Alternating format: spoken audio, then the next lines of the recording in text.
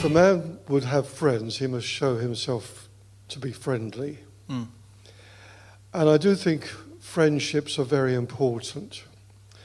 And once again, we can look at Jesus and the way in which he had friends, male and female.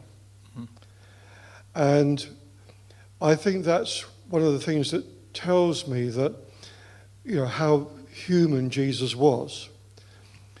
That friendships are unique, I think, in the sense that you don't choose your father, you don't choose your children even. You do choose your wife or your husband, or choose to marry them. But other than that, uniquely you can choose your friends. Yeah.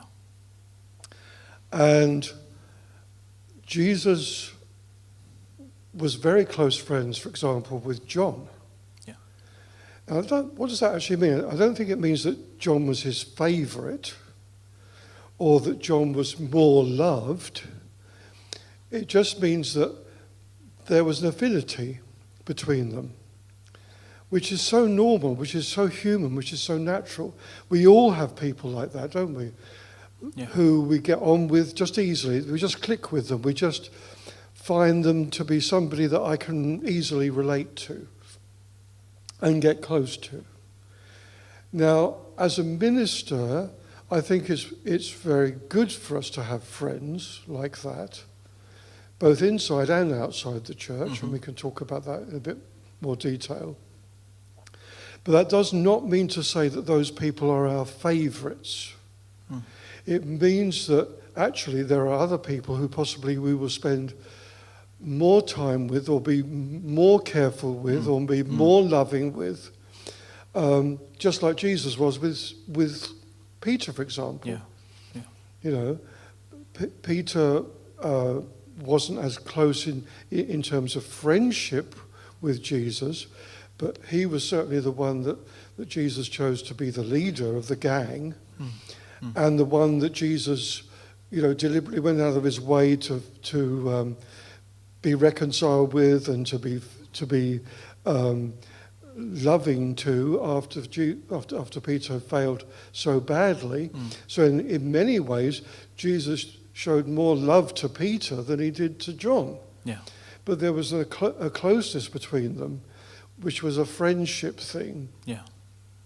And I think that is totally legitimate and important, that we've got people that we feel like we can be ourselves with, that we can relax with, that we can trust. Yes.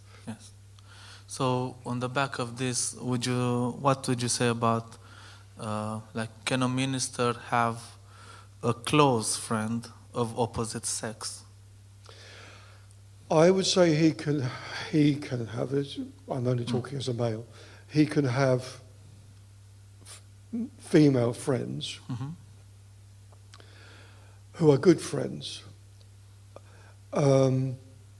Close is a bit more difficult, and certainly if that person is married.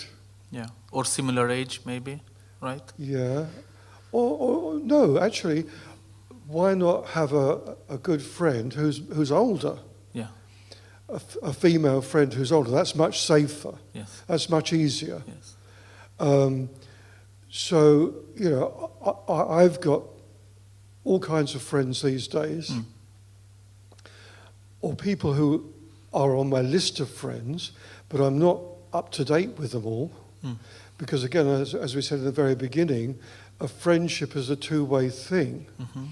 And so there are people that I would say that person was and is my friend, but they haven't been in touch with me. Yeah. And I'm always the one who has to be in touch with them.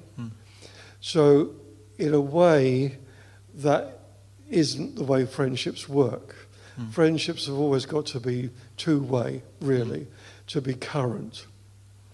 But if I saw those friends who haven't been in touch with me for a long time, again, we will be back again just like before.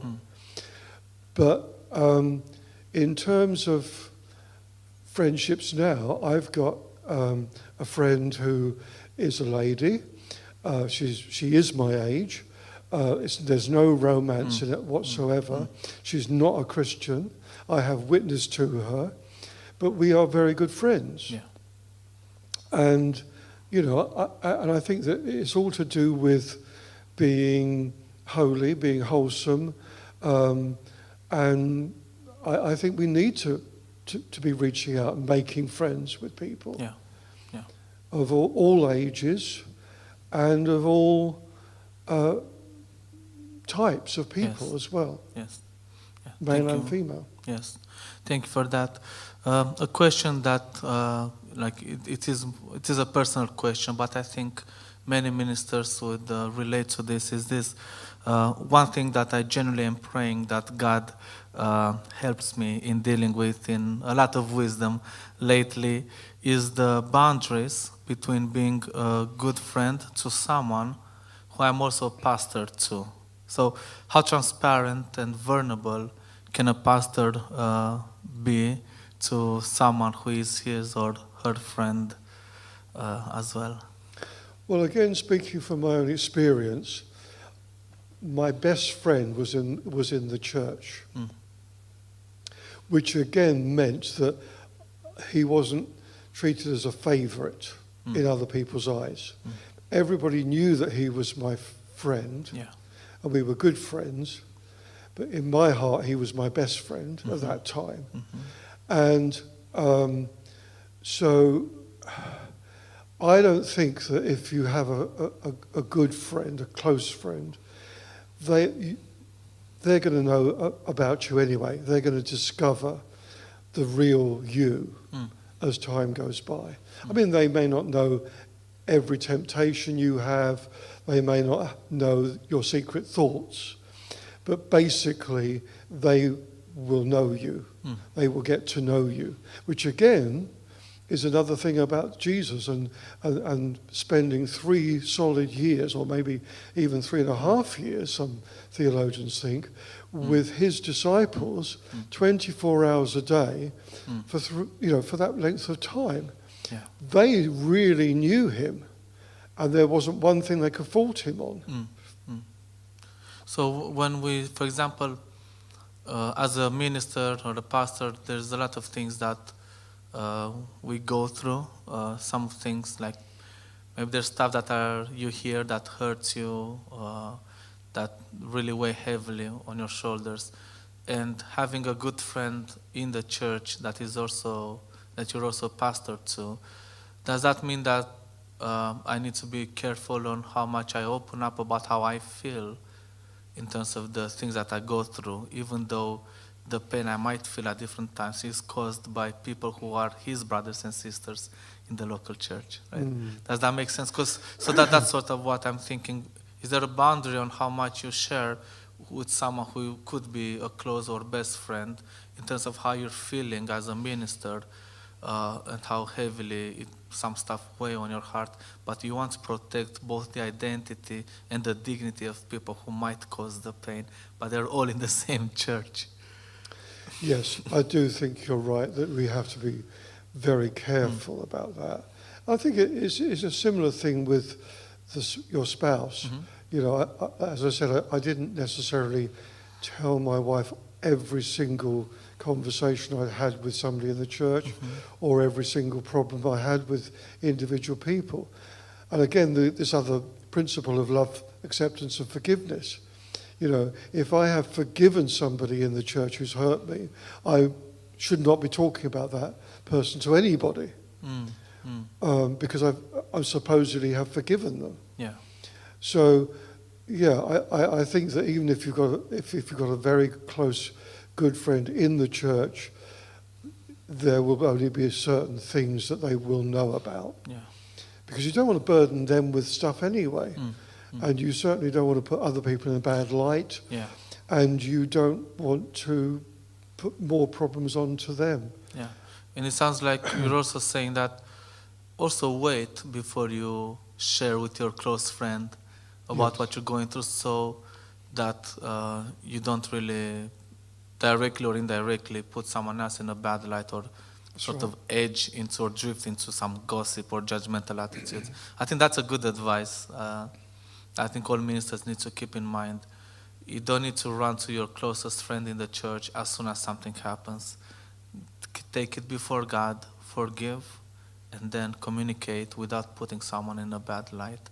And I think that's sort of a nice sort of a balance, right, between being open to your close friend, right?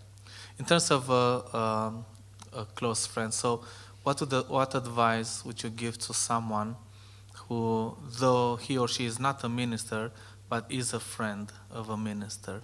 What advice would you give them in their friendship with the minister? Well, I don't think any friendship should be exclusive. Mm. You know, no friendship should ever exclude anybody. Mm. Mm. So, you know, you could have as many friends as you like and be as close to as many people as is practical. But when a friendship becomes exclusive and excludes other people, then that's really bad and very dangerous. So in terms of somebody being a friend to a minister, Yeah. what advice would I give them? I think, again, they should be sensitive to the burdens that are on that person's shoulders. Yes. Yes. And be careful not to add to those burdens. Mm-hmm. And be aware of the pressures that they're under. Yes. And just try to support them, majorly in praying for them. Mm-hmm. Mm-hmm. You know, the best way to be a friend to somebody is to pray for them. Sure. Sure. Yeah, that's great. Thank you, Paul. Thank you again for your insight into this very important topic of friendships that a minister has both in and outside the church. Thank you. God bless you. Thank you.